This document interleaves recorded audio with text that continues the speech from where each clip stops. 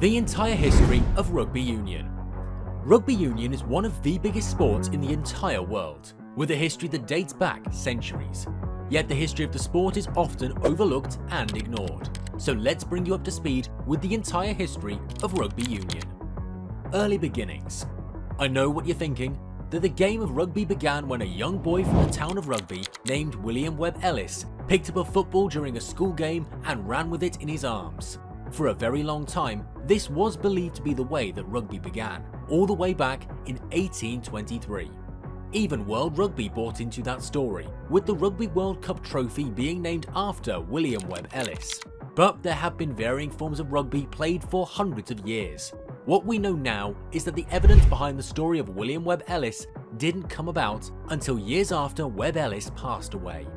The story has been dismissed as false after an investigation towards the end of the 19th century showed it simply never happened. Despite that, it has been part of rugby folklore and still has a big impact on the game today.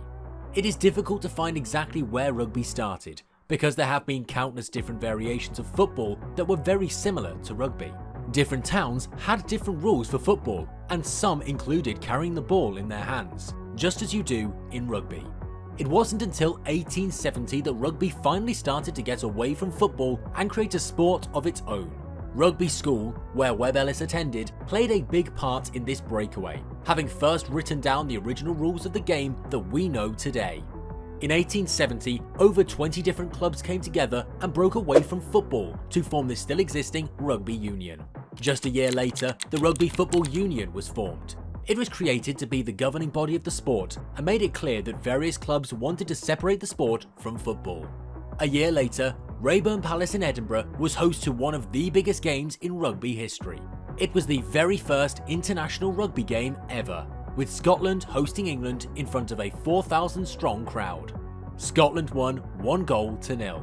You might be wondering why the score was based on goals scored.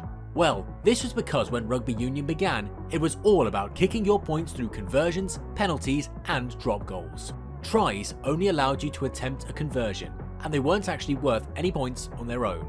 It wasn't until 1886 that a try was finally worth anything, a single point, but it was still far more important to kick your points. At around the same time, there were plenty of different national rugby unions popping up. Scotland, Ireland, and Wales all set up their own unions in the decade after England's was founded. The British Empire's link to rugby was also part of the reason why the sport grew quickly in countries like New Zealand, Australia, and South Africa. The South African Rugby Board was the first non-European rugby union to be formed, having been founded in 1889. Countries like Argentina, Fiji, France, and Tonga followed suit in the following decades as the sport grew and grew. In 1884, the International Rugby Football Board was formed after a disagreement between England and Scotland regarding the rules of the sport. At first, England refused to join it, but by 1890, all home nations were part of the International Board. Amateur era. For a long time after rugby's formation, it was an amateur sport, meaning that it was played for fun and not as a career. Amateurism has caused some pretty massive problems throughout the sport's history. That includes what is known as the Great Schism in the 1890s, when northern clubs wanted to compensate their players for lost wages for playing on a Saturday, breaking away from the traditional amateur roots of the game. But the International Board stuck to their guns, and it led to more than 20 different northern rugby clubs breaking away from it, with the body's code eventually becoming known as Rugby League. The same time period saw many other major rugby competitions grow as well. The Home Nations Championship turned into the Five Nations Championship in 1910 and would go on to become the Six Nations Championship that we know and love today. Rugby was even a part of the Olympics for a period of time, at the start of the 1900s. More and more domestic competitions began to form and the game continued to grow. The Calcutta Cup, Bledisloe Trophy, and many more international rivalries began to form, most of which are trophies that are still played for today. The World Wars put a stop to rugby altogether, but by the 1950s, rugby had resumed as a whole. Domestic leagues continued to grow despite other sports heading towards a more professional model. The 1960s and 1970s were mainly remembered in rugby for a few different major events. Firstly, the opposition to apartheid grew, and South Africa soon became outlawed from international rugby. The 1970s also saw what is arguably one of the best games of rugby ever, between the Barbarians and New Zealand. In this match, the greatest try ever scored was orchestrated by Phil Bennett and finished off by Welsh legend Gareth Edwards. The sport's popularity continued to grow, and so the talk of professionalism only grew with it. Rugby World Cup era. By the 1980s, rugby was changing rapidly. 1983 saw the Women's Rugby Football Union formed, and it was also around this time that the Rugby World Cup started to be discussed and organised for the first time.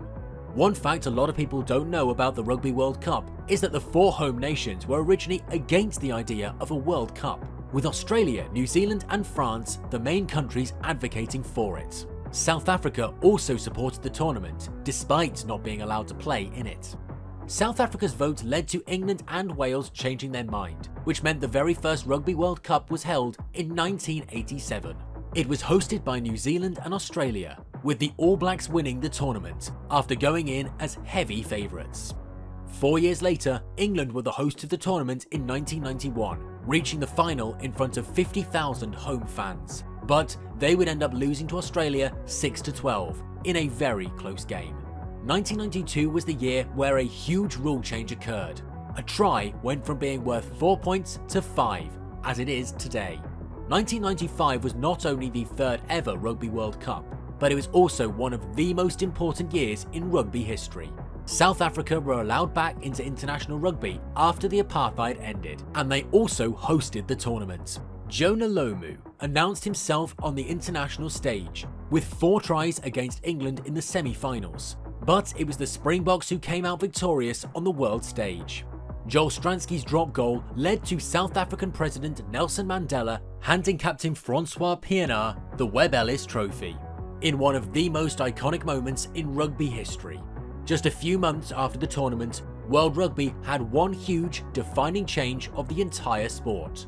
Rugby became an open game, with all the limitations on player payments and benefits being lifted. It helped to launch various domestic competitions, including the Heineken Cup, English Premiership, and Super Rugby, in the decade that followed the sport going professional. Professionalism also helped Rugby Union stop losing players to Rugby League.